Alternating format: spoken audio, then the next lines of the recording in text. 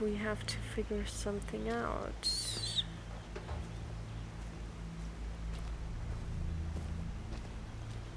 What do we have here?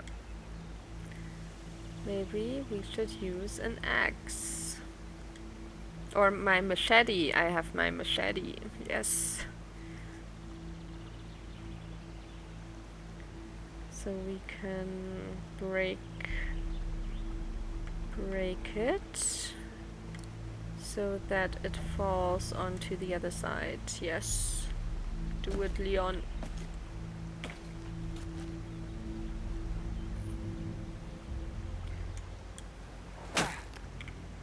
And again. Wow. And again.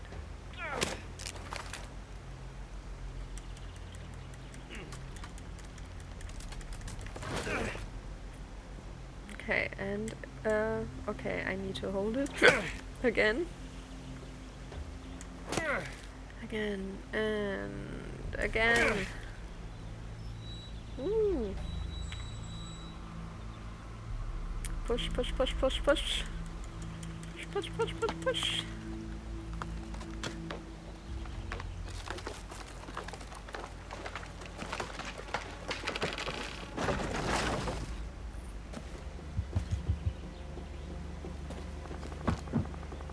Easy, Leon. Now's not the time to get a dunking. Okay. Use left stick to move. Don't fall down. This is like woo, like doing this with Lara Croft. Okay. Don't fall in. Good, good.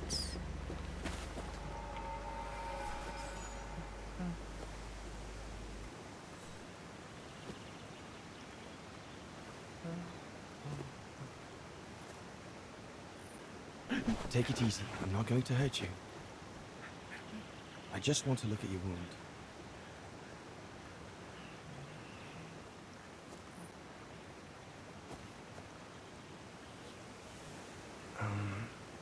What can I give him to show I mean no ill?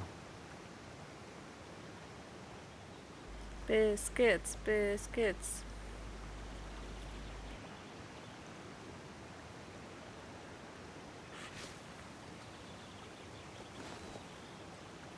There you go.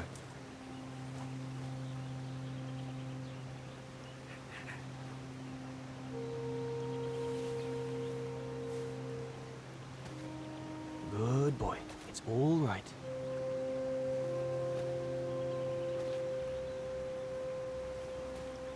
Don't be afraid.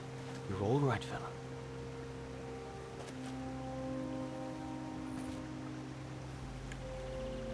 Okay, we're slowly moving Good back. boy. Eat up, fella.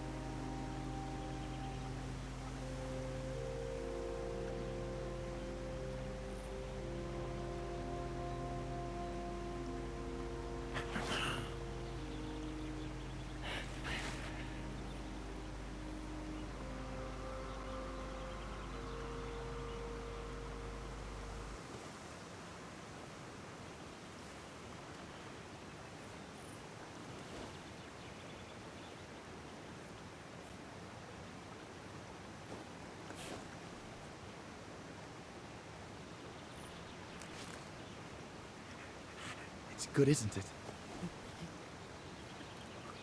Leg broken. I just want to look at it, all right? Look, little fella. If you let me see your wound, you can have another biscuit later, yes?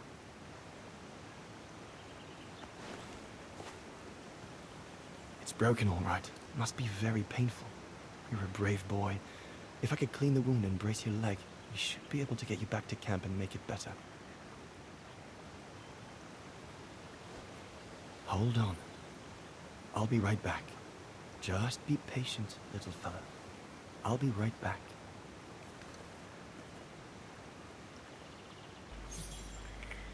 Okay, apply a splint on the Goran's leg. Of course, we can do that. That mark, Mm. judging by the shape, must have been made by the Gorun, probably before he got injured. I wonder what it means. Do I have to walk again? Interact. Let's see. We got some straight branches, which we need. They're straight enough to help get the Gorun back to camp. Okay, good, good, good. What The does Gorun might become anxious if I leave now. Okay. There must be something around here I can use to take care of him. I mean, do we just need the straight branches or something else? Can I walk past him? Yes, I can. Ah, more things. What is this? We need to push it off, okay. Because we need some rope. Perfect. They should do fine to hold the Gorun's splint together. Okay. Think we have everything. But cleaning the wound, I don't know. I mean, we have water. Maybe that's enough. Here we go, fella. Yes, I guess so. This is going to sting a little. Did you put alcohol in there? No. Just water.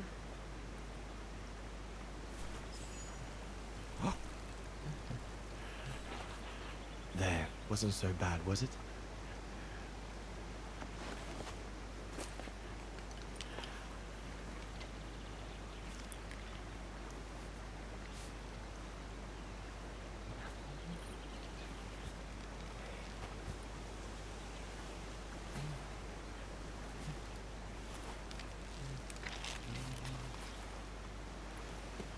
Now we just need to find a way to get you back across.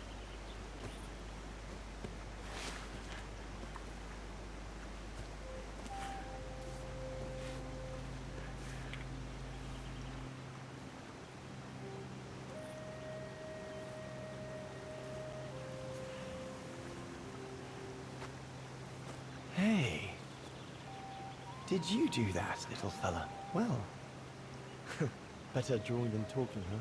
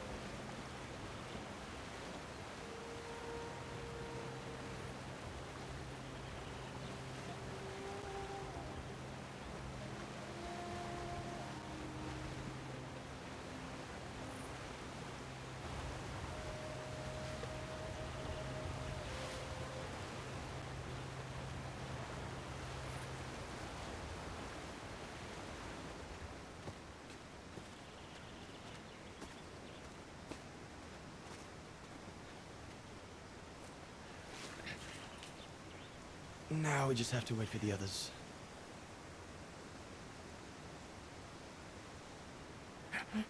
Huh? Oh, you want another biscuit? You learn quick.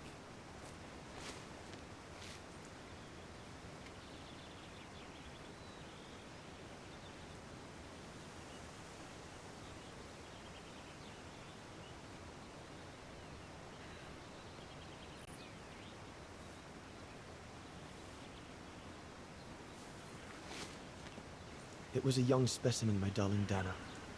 Almost like a child. And as soon as we made eye contact, I knew this was a creature endowed with reason.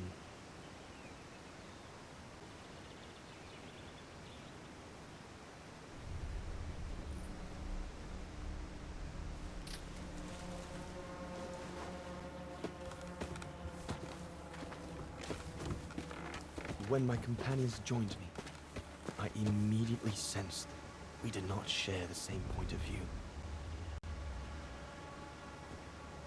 They seemed blinded by the discovery. They couldn't see the individual.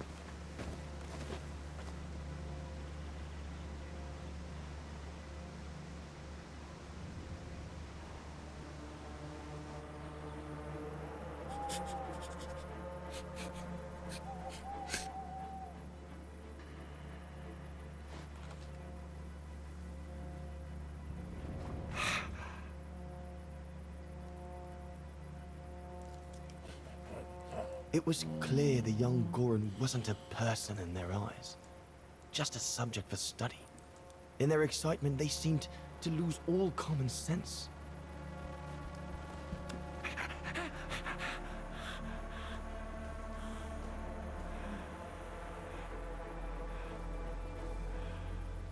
What is wrong with it? Fruit! Have some fruit! You shut him up in a cage. What do you expect? He's frightened. Shut it up, or I'm going to gag it.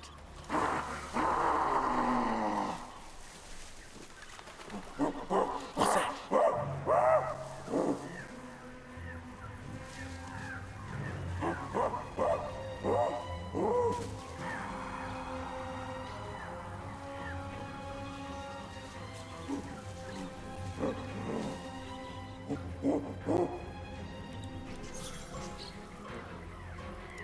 Locate the source of the cry. Okay, I guess it's the friends of the Gorons.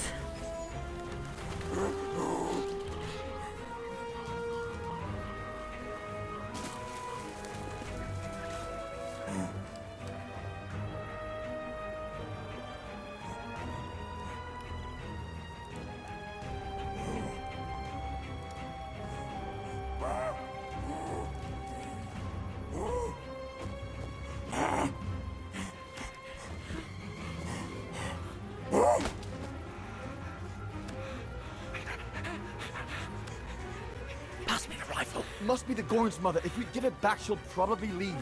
and deprive us of an adult specimen? Are you mad? All right, Mama. Look at the size of her, Burger. Wound her, and we'll never get her back alive.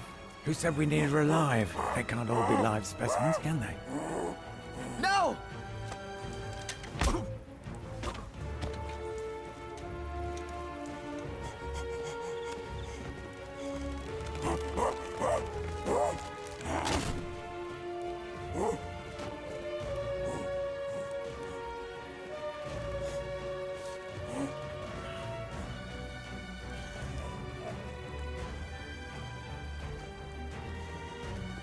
Sorry about that, Burger, but I couldn't let you shoot them.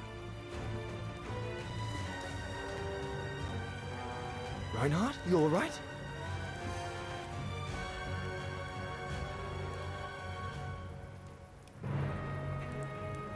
But he's killed Burger. Bauer, wait. You saw. It was an accident. He was going to kill the Goran, sir. So I had no intention to...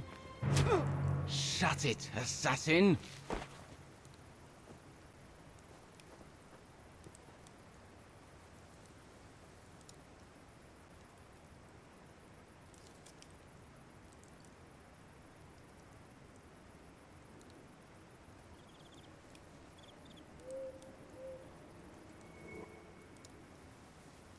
My head.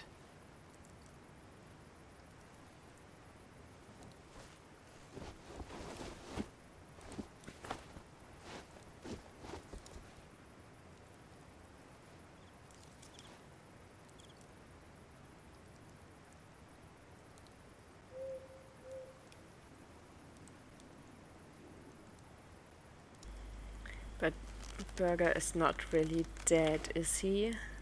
That would be really weird, bad, if he died so easily. Try to escape. But maybe he had some condition, I don't know. Looks like they're busy. Probably discussing what to do with me. If I can just loosen these ties, I'll be able to slip away without them noticing. Oh, they buried him, no way. Oh dear Lord. Burger. I'm sorry. I never meant to... That's crazy. Okay, what do we have here? Maybe some stones, sticks and stones that can help me. Take. The big one? How?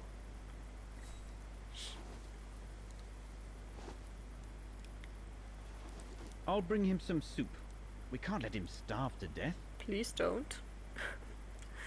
Bastard doesn't deserve food. Typical horse, eh? Always the good Samaritan.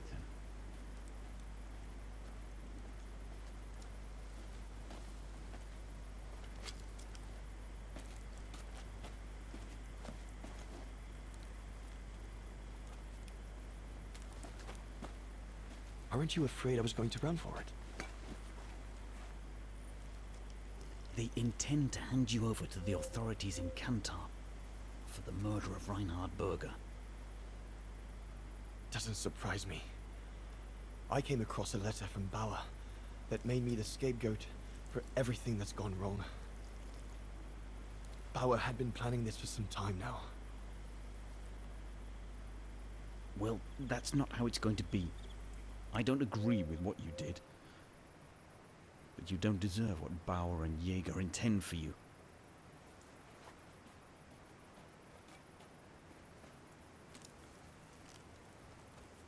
You must pretend to be tied up. Wait for them to fall asleep. Then take your gear and get as far away from here as possible. Hear me? Yes, but what?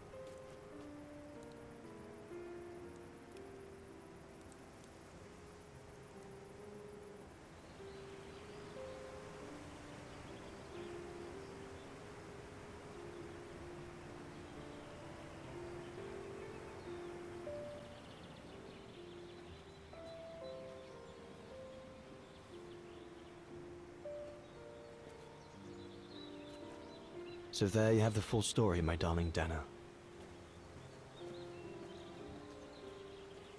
I don't know what will become of me, where my escape will lead me over the coming weeks, or what my life of a murderer on the run will be like.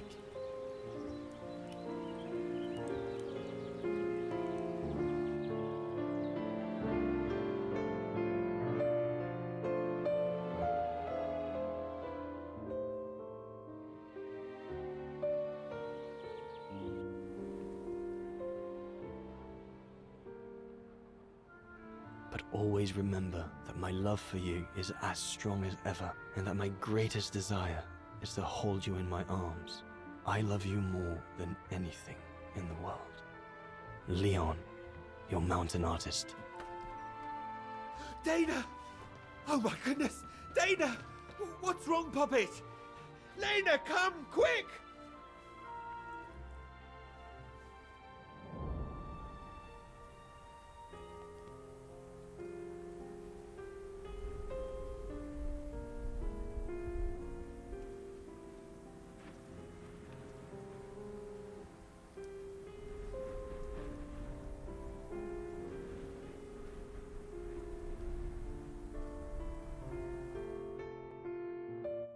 Dear Diary, so much has happened since I received Leon's letter a few days ago.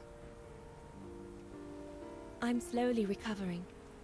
Today, Papa and Mama told me that I was going to leave for a while. I'll explain what's going on, but I don't know where to begin. I need to gather my thoughts as I finish packing my suitcase.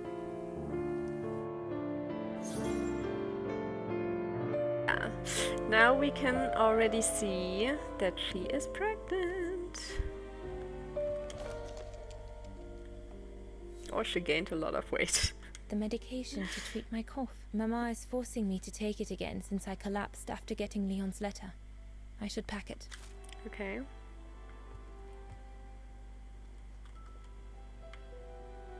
I need to finish packing my suitcase before we say goodbye, dear diary. Yes, yes, you will. I can't believe Leon is on the run, all alone in those mountains in the middle of winter. Yeah, that's terrible. The high plateau of Baltaya, October 25, 1937. My darling Edelweiss, it has been months since I last wrote. I hate myself for not sending you news more often and for not being able to receive news of you. Camera, what's going on again? Give me a sec. So, please stay, camera, stay. I think it's a little bit crooked, but who cares, right?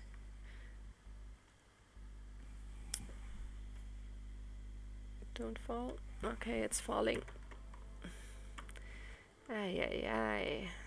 What is going on today? Okay. And for not being able to receive news of you, but our expedition has taken us far from civilization and from its conveniences. I find myself now where probably no other modern-day human has ever ventured before. Today my companions are getting ready to return home.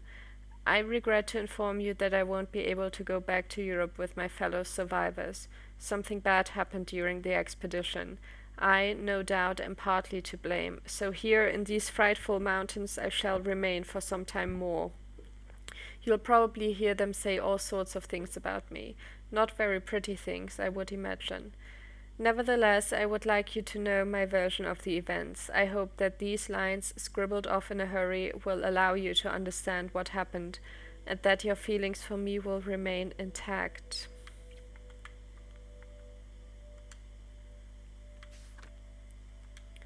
Once we had cleared away the unavoidable logistical and administrative matters, the Origin expedition left behind Kantar, the capital of Baltaya, as well as any trace of civilization. After hard days of hiking, we set up our base camp on the threshold of a high valley, where rhododendrons grew. All the witnesses seemed to concur. This was where the Goron, the famous man of the mountains, was most frequently sighted. Our Sherpas did not want to linger and were clearly utterly terrified at the thought they might encounter humanity's missing link. Origin's scientists were on a mission to capture a Goron and bring it back to Europe. The Brown Shadow, our wealthy benefactor, intended to boast to the international scientific community about its extraordinary discovery. As you know, several members of our group were entirely in agreement with its line of thinking. Others simply saw it as a generous and accommodating sponsor. Above all, we all shared a love of science and were not bothered by the fact that it sometimes required us to make some nauseating compromises. For weeks on end, we explored every mountain and valley around camp to no avail. There was not a single Goron in sight. A few blue bears succumbed to our thorough investigations, as they are somehow similar in shape, but the mysterious man of the mountains remained unseen. Autumn was approaching. The rivers started to freeze at the edges, and the prospect of having to head back with nothing for our toil was becoming more and more apparent. The joyful banter of the first weeks was no more. The men were becoming moody and tense, especially our chief, Reinhard Berger. Each morning he sent the team out in every possible direction in search of any trace of the Goron. We were racing against the clock before the harshness of winter forced us back down into the valley. Yesterday at dawn I left on Reinhard's orders to look for Horst Sauer, who had decided to follow the stream up the mountain. Horst was undoubtedly the least experienced mountain climber among us, and Reinhard was worried as he had not yet returned to camp. I eventually found him quite high up, at a fork in the stream on an islet covered in everything the water had swept up. Horst pointed at a pile of sticks from which I could occasionally hear something, or rather someone, wailing over the noise of the bubbling stream.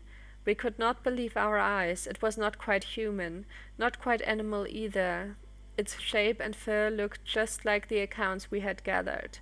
It would appear Horst had found what we were looking for, the infamous Goron, abominable snowman to some, and the ghost of the Baltaya Mountains to others. I told my friend he should immediately go inform the rest of the expedition, while I tried to reach the tiny creature tangled up in the middle of an island. Getting to the creature was quite a trial, but I will spare you the details. Its leg was seriously wounded. I attempted to secure it in a makeshift brace, and the creature finally accepted my help after I gave it a cracker. I then tried to bring it back to shore. It was a young specimen, my darling Dana, almost like a child, and as soon as we made eye contact, I knew this was a creature endowed with reason, some sort of primitive hominid. When my companions joined me, I immediately sensed we did not share the same point of view. They seemed blinded by the discovery. They couldn't see the individual. It was clear the young Goran wasn't a person in their eyes, just a subject for study. In their excitement, they seemed to lose all common sense. It was quite a challenge to calm them down and convince them the odd little creature needed food and medical attention. We eventually brought it back to camp, where I worked on repairing its fracture and dressing its wounds. I even managed to feed it some hardtack with jam. Night was falling. For a while my companions appeared to be treating the little Goran with some degree of clemency, and had agreed the battery of tests to be inflicted upon it could wait until the following day. That evening we all joyfully raised our glasses to the occasion. Reinhard Berger had hidden just a few bottles of champagne and schnapps in the bottom of our trunks just for the occasion. Around midnight our small prisoner began to moan. It was a long and painful whine that echoed off the cliffs all around. We were tired from the events of the day. Some of us had knocked back quite a few and were not prepared to listen to screeching cries just as we were about to turn in for the night. We walked over to the cage. Reinhard Berger tried to calm down the Goran, but to no avail. He was threatening to gag it when a booming growl rang out from the depths of the rocks, answering the young Goran's cry. The huge shape of what indeed appeared to be an adult Goran sliced across the moonlight and walked menacingly toward us. It clearly intended to free its kin. I advised my friends to clear the way and let this towering creature, probably the infant's mother, go by. We all know how powerful maternal instinct can be. Alas, Reinhard was not of the same opinion. He grabbed a rifle. Our expedition would be considered a success whether the Goran was dead or alive. Without so much as a second thought, I jumped on him right when he was about to pull the trigger and tackled him to the ground so that the powerful anthropoid who saw us as a mere obstacle between her and her son would not trample him. Mother Goran destroyed the cage in the blink of an eye, breaking the bamboo bars like they were made of straw. She grabbed her infant and vanished from sight. I stood up, but Reinhard Berger did not budge. He was lying on the ground, dead. When he fell, the unfortunate bugger's head hit a rock, and it was my fault he was dead. As far as my friends could see, I was not trying to protect him from the Goran, but on the contrary, trying to keep him from shooting her. My dear Dana, I must admit that both these thoughts crossed my mind simultaneously for a split second.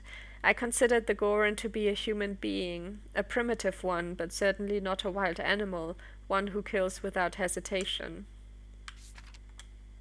As you may have guessed, Sauer, Jaeger, and Bauer disagreed. As they saw it, I was the person who irresponsibly murdered their leader, and they intended to hand me over to the authorities in Kantar once we came down from the valley. They were so vehemently upset with me, I quickly understood they were incapable of mercy or understanding. They pulled me away from the group and tied me to a tree.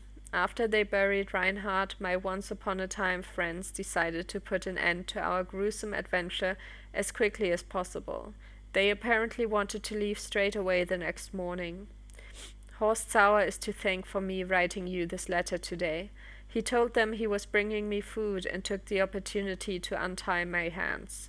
I can only imagine the bond we had created over the past weeks prevailed. And perhaps he felt the same way I did about the Gorans and their human-like qualities. I honestly do not know. I slipped away in the dark without further ado while they were sleeping.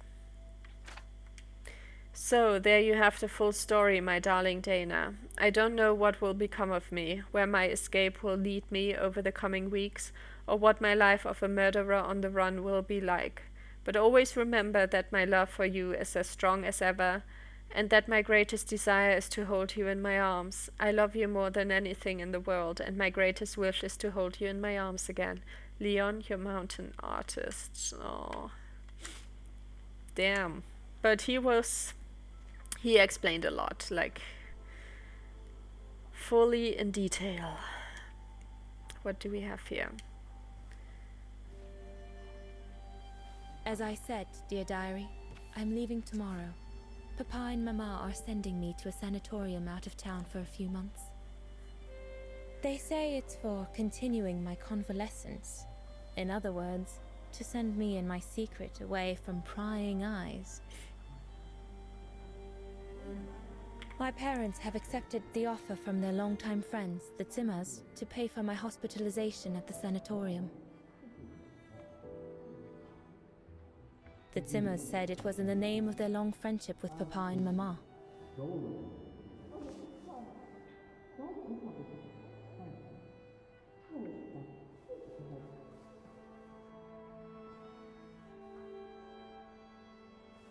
But I think they feel bad that they can afford to flee Wagen in the Brown Shadow, whereas Mama and Papa can't.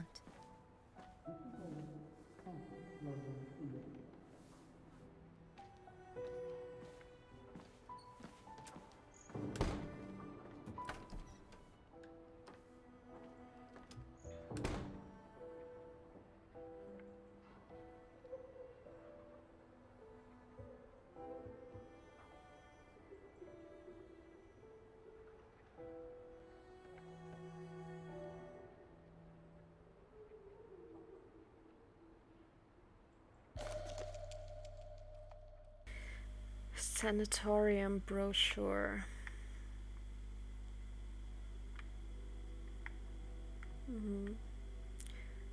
Not very big.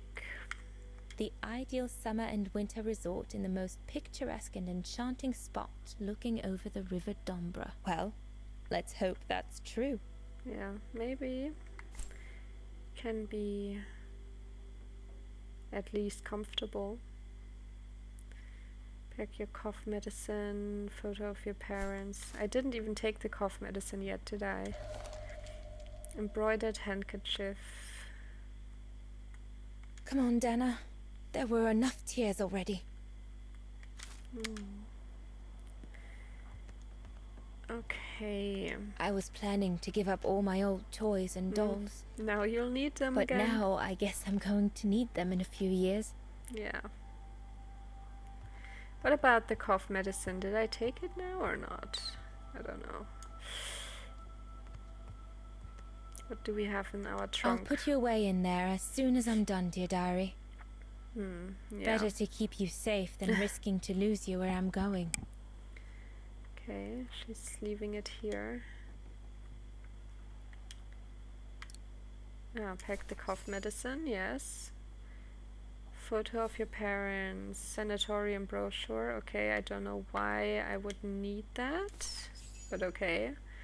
Photo of your parents. I guess I don't have that yet. But wait, there was something else. Junta inspired me, yeah. I guess. Yes, we know all about that. Photo of the parents. Poor Papa and Mama. They were devastated when the doctor they called after I collapsed discovered my secret. That secret I dared not speak about to anyone. Not even you, dear diary. Now I can tell you. I'm pregnant, dear diary. Leon is the father. There were a lot of tears and screams when the doctor told Papa and Mama. But they finally decided to pretend that the baby will be the foster child of a missing relative. I know everyone expects me to feel guilty, but I can't help thinking of names. If it's a boy, of course it'll be Leon, to bring his father good luck. And if it's a girl, I think I'll call her Anna.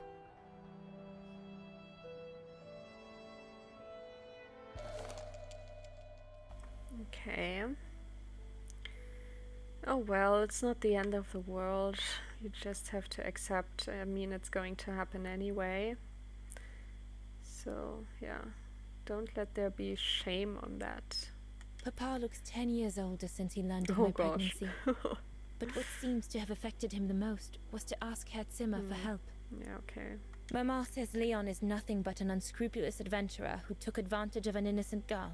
But I know it's not true. It was consensual. Okay, let's finish packing.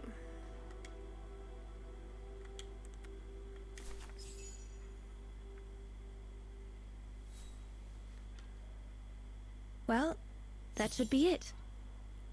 Finish preparing your suitcase. Okay, close the suitcase. Yes. All I need to do now is to conclude my diary entry and hide it somewhere safe with Leon's letter. Okay, say goodbye to your diary.